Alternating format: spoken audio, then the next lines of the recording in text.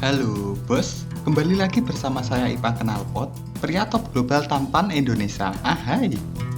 Hari ini kita akan melanjutkan pembahasan kita tentang sebuah anime berjudul Kikansa no Mahu wa Tokubetsu Desu, atau dalam bahasa Indonesianya adalah Sihir Pembalik yang GG, part 2 tentunya. Anime ini menceritakan tentang Desir yang terlempar ke masa lalu untuk mencegah bencana dunia, di mana di part sebelumnya Desir, Pram, dan Romantika sedang melakukan babak final suatu turnamen. Pasti seru ini pertempuran di turnamen. Bagi yang belum nonton part 1, silahkan nonton dahulu agar tidak plonga-plongo saat menonton video ini. Tanpa banyak bibir, langsung kita mulai ceritanya, let's go. Seperti yang kita bahas di bagian sebelumnya, Desir dan teman-temannya sedang mengikuti sebuah turnamen untuk naik ke kelas Alpha. Terlihat Romantika dan Pram bisa mengalahkan beberapa peserta lain. Mereka pun ingin mencari Desir dengan menggunakan sihir deteksi angin milik Romantika. Namun, dia malah menemukan dua orang dari kelas Alpha yang mendekati mereka. Tanpa basa-basi, pertarungan pun terjadi.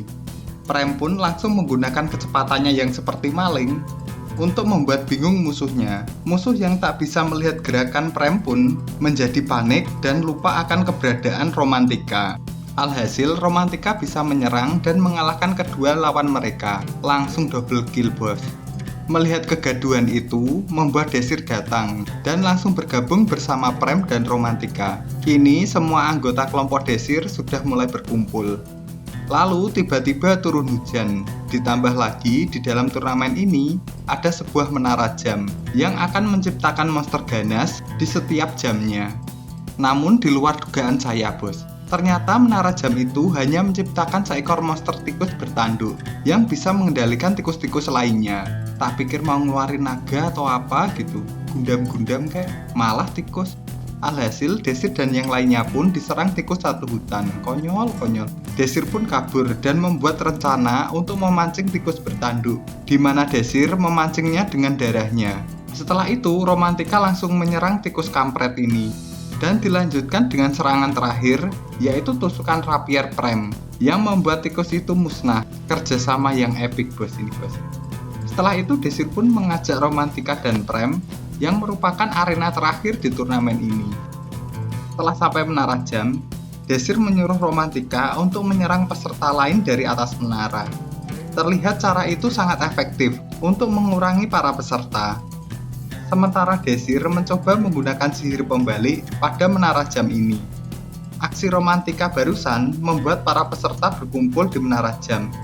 Terlihat sisa 4 tim dengan 13 peserta, dan yang akan lolos hanya 9 peserta saja.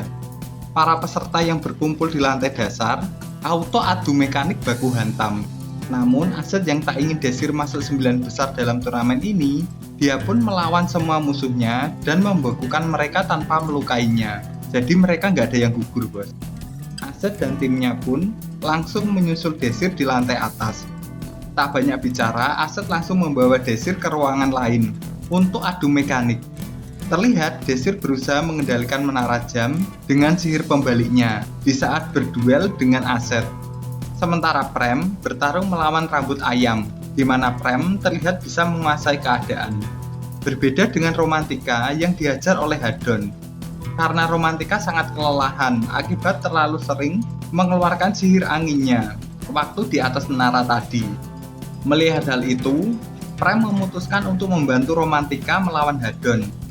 Kembali ke Desir yang melawan Aset. Terlihat Desir menang telak dalam adu sihir melawan Aset. Ya iyalah, bos, dia punya sihir pembalik, bos. Karena hal itu, Aset pun mulai menyerang Desir dengan kekuatan fisik.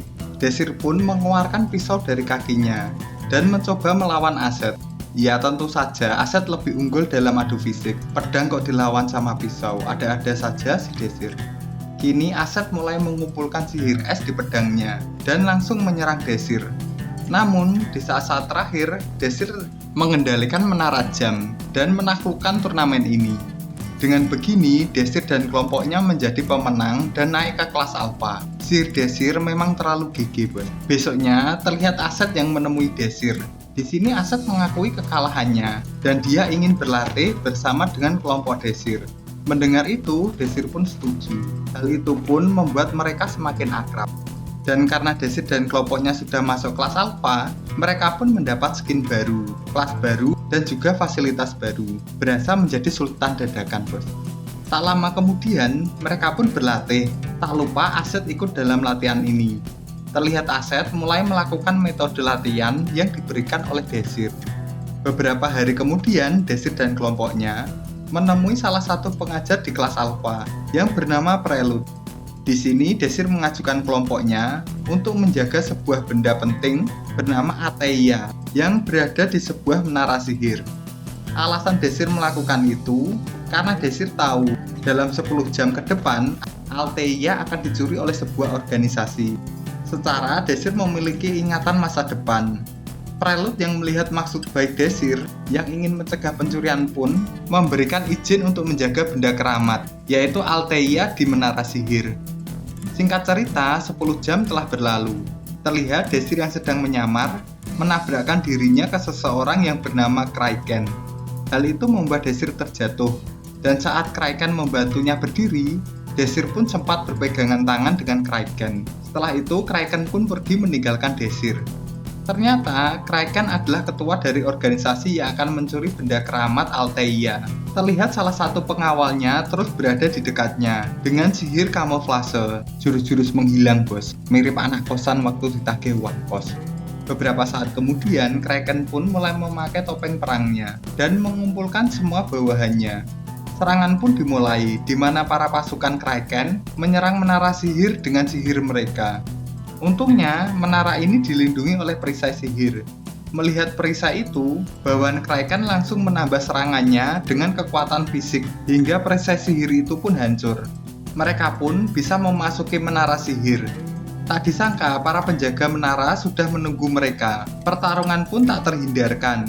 Dalam situasi yang ricuh ini, Kraken dan 6 pengawalnya menggunakan sihir kamuflase dan menyelinap ke tempat penyimpanan benda keramat dengan sangat santuy. Beberapa saat kemudian, dengan sangat mudah, Kraken pun bisa mendapatkan Altheia. Tapi tak semudah itu dong Verguso. Terlihat Prem datang dan ingin menghalangi aksi Kraken. Pengawal Kraken pun langsung menyerang Prem. Namun dengan kecepatannya, Prem bisa menghindar dan bahkan melumpuhkan salah satu pengawal. Isi dek. Sayangnya, Kraken mengeluarkan sihir pengikat dan langsung menyerangnya dengan sihir tanah. Hal itu membuat Prem terdesak. Untungnya, sihir romantika bisa membantu Prem dan bahkan menumbangkan beberapa pengawal. Di sini, romantika menyembunyikan dirinya dan hanya menunjukkan sihirnya agar tidak bisa diserang musuh. Licik juga ini perangnya. Kraken mulai serius dan menyerang Prem secara brutal. Bahkan pengawalnya yang tersisa menjadi korban sihir tanahnya. Kraken juga membuat perisai dengan sihir tanah miliknya. Hal itu membuat Prem dan Romantika kesusahan menyerang Kraken. Bahkan, persembunyian Romantika pun berhasil ditemukan oleh Kraken. Mereka pun kembali bertarung. Namun, kekuatan Kraken sangat besar, hingga dia bisa kabur membawa batu keramat dengan mudah. Kraken pun kabur, melewati lorong saluran air, di mana Desir sudah menunggu di sana. Desir mengetahui lokasi Kraken karena Desir sudah menempelkan sihir penanda saat Desir menabrak Kraken tadi. Kraken yang kesal langsung menyerang Desir dengan sihir tanahnya. Namun dengan mudah Desir melenyapkan sihir Kraken dengan sihir pembalik miliknya. Desir kemudian langsung menerjang dan menggunakan sihir gravitasi pada Kraken. Terlihat Kraken mati kutu dibuatnya. Alhasil, Desir bisa merebut benda keramat dengan cukup santuy. Kraken yang terdesak pun mulai mengeluarkan kekuatan topeng Dajjal miliknya, di mana dia berubah skin monster iblis dan menjadi sangat kuat. Dengan skin ini, Kraken pun langsung menyerang Desir secara membabi buta. Setelah bertarung bagbuk-bagbuk, Desir pun berhasil menggunakan sihir pembalik ke tubuh Kraken. Hal itu membuat skin Kraken tidak berfungsi. Ditambah lagi, Desir juga menyerap energi sihir benda keramat dan mengeluarkan sihir api putih yang membuat Kraken turu. Pemeran utama kok dilawan token Kraken. Setelah itu, kekuatan Desir mulai diakui oleh banyak pihak. Bahkan, Desir pun bisa bertemu dengan penyihir terkuat sepanjang masa, yaitu di masa ini dan masa depan. Penyihir ini bernama Zod Eskarion. Dia adalah teman seperjuangan Desir di masa depan. Saat mereka bertemu, mereka tidak ngopi, udut, ataupun mabar, tetapi malah bermain catur. Sungguh di luar Nurul. Dan anime ini ditutup dengan Desir yang terus melatih teman-temannya untuk menghadapi kehancuran dunia. Seperti melatih Romantika untuk merubah bentuk benda, melatih Prem berpedang, dan melatih Aset agar dapat membuat benda dari sebuah kertas dengan sihir es milik Aset. Dengan begini, anime Sihir Pembalik yang GG berakhir untuk season satunya. Mari kita tunggu kelanjutan anime ini hingga rilis. Semoga kalian terhibur dengan video ini dan terima kasih sudah menonton sampai habis.